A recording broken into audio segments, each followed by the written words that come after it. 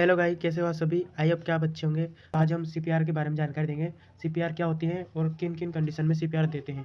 अगर आपको सीपीआर की डेफिनेशन के बारे में जानना है तो हमने एक सीपीआर पर एक शॉर्ट वीडियो बनाया था, पहले उसको देखें, फिर उसके बाद आपको पता चल जाएगा सीपीआर कब देनी चाहिए और किस किस कंडीशन में देनी चाहिए।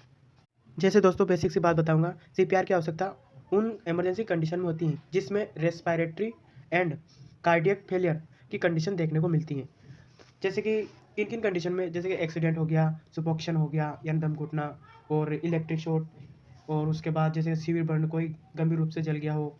फिर दूसरा होता है सिर में चोट लगना, हेड इंजरी। उसके बाद गैस पॉइजनिंग, मतलब गैस की जो विषाक्तता, किसी ने ऐसी इनहेल कर ली गैस को तो उसके कारण उसके बेहोश कंडीशन आ गई तो उस टाइम पर उसको सीपीआर प्रोवाइड करेंगे। और लास्ट होता है ड्रोविंग। अब हम बात करेंगे पार्ट ऑफ सीपीआर, यानी भाग बताएंगे इसके कितने भाग होते हैं। तो मुख्य इसके 3 भाग होते हैं। पहला होता है एयरवे, दूसरा होता है ब्रीथिंग, तीसरा होता है सर्कुलेशन। ठीक है।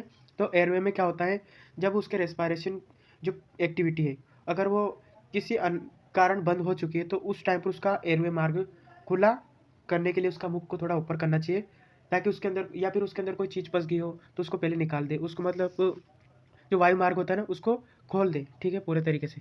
फिर उसके बाद आता है अपना ब्रीथिंग। ब्रीथिंग में ये होता है कि जो जब अपना एयरवे ओपन होने के बाद जो पेशेंट होता है उसका असेसमेंट करना चाहिए, वह स्वतंत्र सांस ले रहा है या नहीं ले रहा है।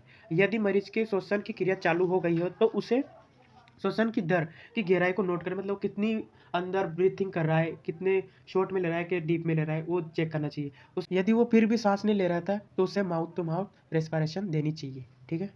माउथ टू माउथ रेस्पिरेशन कैसे देते हैं, जैसे सबसे पहले उसको सुपाइन पोजीशन में लेटा दो, उसके बाद उसकी गर्दन है उसको एक्सटेंड करो। उसे प्राथमिक सहायता को अपन देते ना, तब उस टाइम पर अपने को घुटने के बल बैठना चाहिए। ठीक है। उसके बाद फिंगर को एक्सटेंड करें, फिर थंब का जो होते हैं ना नोइज उसको बंद करें, थंब से दोनों, थंब दम और फिंगर से दोनों से बंद कर दे। उसके बाद लिप से अपने उसके लिप पर अपने को उसके लिप रख कर फिर एयर में फ्लो करनी चाहिए, जिससे उसके फेफड़े फूल जाएंगे और उसके बाद उसकी ब्रीथिंग वापस रिकवर हो जाएगी और फिर से वो सांस लेना स्टार्ट कर देगा। और ये माउथ टू माउथ जब तक करना चाहिए तब तक वो खुद स्वयं सांस नहीं ले पा रहा या उसकी हार्ट रेट नॉर्मल नहीं हो तब तक ये प्रोसेस करनी चाहिए।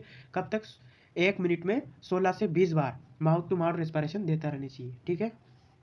फिर अपना आता है सर्कुलेशन। यदि आपने माउथ टू माउथ रेस्पिरेशन देने के बाद भी उसकी मतलब वो श्वसन नहीं कर पा रहा है या फिर उसकी ब्रीथ डाउन है या फिर वो मतलब ब्रीथ स्टॉप है, पूरी तरह से रुक गई है, तो उस टाइम पर अपन को क्या करना चाहिए, उसकी जो चेस्ट होता है ना उस पर एक्सटर्नल प्रेशर यानी एक्सटर्नल प्रेशर डालना चाहिए।